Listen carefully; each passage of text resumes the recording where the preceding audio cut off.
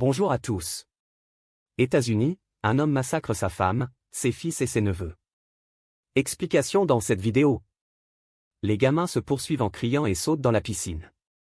Bill, le patriarche, fait griller des saucisses sur le barbecue en discutant avec l'un de ses gendres. Les autres, cousines, cousins, beaux-frères et belles-sœurs sont déjà à table, canettes de bière en main. L'ambiance est détendue, bon enfant. Ce 18 juillet, on fête chez les Morrow les 9 ans d'un petit-fils. Toute la famille ou presque est réunie pour l'occasion. Seul l'oncle Brandon manque à l'appel. Son épouse, Kels, est venue sans lui avec leurs 2 enfants.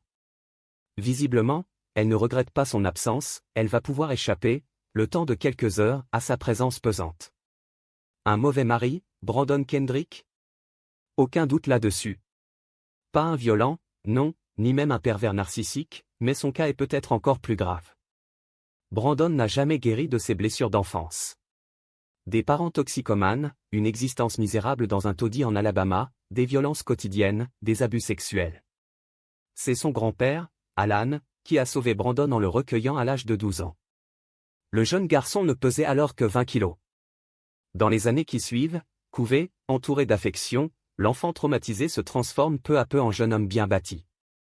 Aux larges épaules et à la chevelure d'un roux flamboyant. Mais son corps a beau être désormais vigoureux, son mental reste fragile. Diagnostiqué schizophrène, Brandon doit suivre un traitement drastique pour stabiliser ses troubles. Le problème, c'est que ces médicaments coûtent cher et qu'il a du mal à garder un emploi. Résultat, il se soigne au gré de son budget et de ses humeurs, alternant les phases de déprime et les périodes de plus grande stabilité. Au milieu des années 2010, sa rencontre avec Kels Morrow, une jolie blonde saine et équilibrée, laisse espérer une embellie durable. Leur premier fils, Caleb, vient au monde en 2018, suivi, 4 ans plus tard par un petit Kinley. Mais l'amour de sa femme et de ses garçons ne suffit pas à guérir Brandon. À l'approche de la trentaine, son état psychique se dégrade. Il prend du poids, arrête de travailler, passe ses journées à la maison à tourner en rond comme un zombie. Les finances du ménage plongent avec lui. À tel point qu'au printemps dernier, c'est à nouveau Alan, le grand-père, qui vient à leur rescousse. Alors que la famille est sur le point de se retrouver à la rue. Le vieil homme accueille tout le monde dans le studio qu'il a aménagé dans son garage, à West Blockton. Un nouveau départ qui a tout d'une dernière chance. Aux yeux de Kels en tout cas. Depuis des mois, en effet, la mère de famille ne cache plus son désarroi ni ses envies d'ailleurs. Dans l'étroit garage qui lui sert désormais de foyer, la promiscuité, on s'en doute, n'arrange pas les choses. Le comportement de plus en plus erratique de Brandon, non plus. Début juillet, du jour au lendemain, il cesse de prendre ses médicaments. L'effet est immédiat, il sombre dans une phase de profonde dépression. C'est la raison de son absence à cette réunion familiale du 18 juillet. Kels, on l'a vu, en profite pour s'octroyer un peu de répit. Caleb et Kinley s'amusent comme des fous dans la piscine avec leur cousin Haley, 6 ans, et Colton, le héros du jour, qui fête ses 9 ans. Kels doit d'ailleurs garder ses 2 neveux pour le week-end. Elle a prévu de passer la nuit sur place avec les 4 gamins avant de rentrer chez elle. Mais en fin d'après-midi son mari vient perturber ses plans. Brandon la bombarde de messages et d'appels, la suppliant de rentrer sur le champ. À n'en pas douter, il est en pleine crise. Kels, inquiète, finit par lui céder. Elle embarque les 4 petits, et prend la route de West Blockton. À l'arrière de la voiture, les gamins chahutent joyeusement. Ce changement de programme leur importe peu, l'essentiel, pour eux, c'est d'être ensemble. Kels, elle, n'a pas envie de rire. Elle se demande dans quel état elle va retrouver son mari.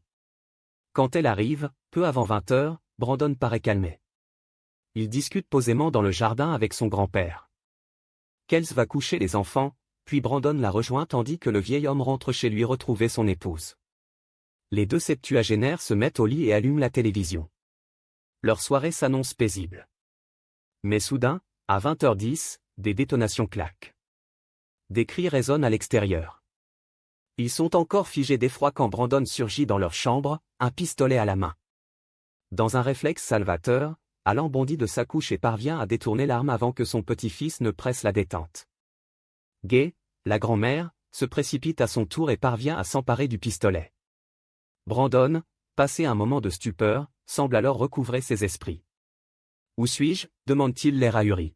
« Chez toi, à la maison. Lui répond son grand-père en l'étreignant. Pourquoi tu nous attaques? Qu'est-ce qu'on t'a fait? Le schizophrène reste silencieux, complètement hébété. Qu'est-ce qui se passe? Insiste Alan. Où est Kels? Où sont les enfants? Après quelques secondes d'hésitation, Brandon lâche 4 mots atroces. Je les ai tués. Puis il tourne les talons et prend la fuite. Alan s'élance à sa suite. Dans le jardin, le vieil homme découvre d'abord Caleb étendu dans l'herbe, la tête en sang. Le petit bonhomme de 6 ans ne respire plus. À l'intérieur du garage, vision d'horreur et silence de plomb. Le premier corps que le grand-père aperçoit est celui de Kels. Ceux des 3 autres gosses sont derrière. Tous gisent dans une mare de sang, abattus d'une balle en pleine tête. Alan ressort en état de choc et compose d'une main tremblante le 911. Venez vite, mon petit-fils a massacré tout le monde. 5 morts, dont 4 enfants, pour un scénario insoutenable. Ce soir-là, pour une raison que lui seul connaît, Brandon s'est emparé de son pistolet 9 mm. Dont on se demande bien comment il lui avait été laissé, pour abattre tout le monde. Une victime après l'autre. Le petit Caleb, qui avait réussi à s'enfuir dans le jardin, a été rattrapé et exécuté à son tour. Interpellé le lendemain des faits alors qu'il errait dans les rues, Brandon n'a, depuis, livré aucune explication à son geste fou. Lors de sa première présentation face au juge, il a choisi de plaider non coupable. Une stratégie toujours difficile à comprendre de notre côté de l'Atlantique, mais qui joue avec les finesses du droit américain. L'homme n'en risque pas moins la peine de mort, toujours en vigueur en Alabama. La question de sa responsabilité pénale risque cependant de se poser. Brandon Kendrick avait-il ou non conscience de ses actes au moment du carnage?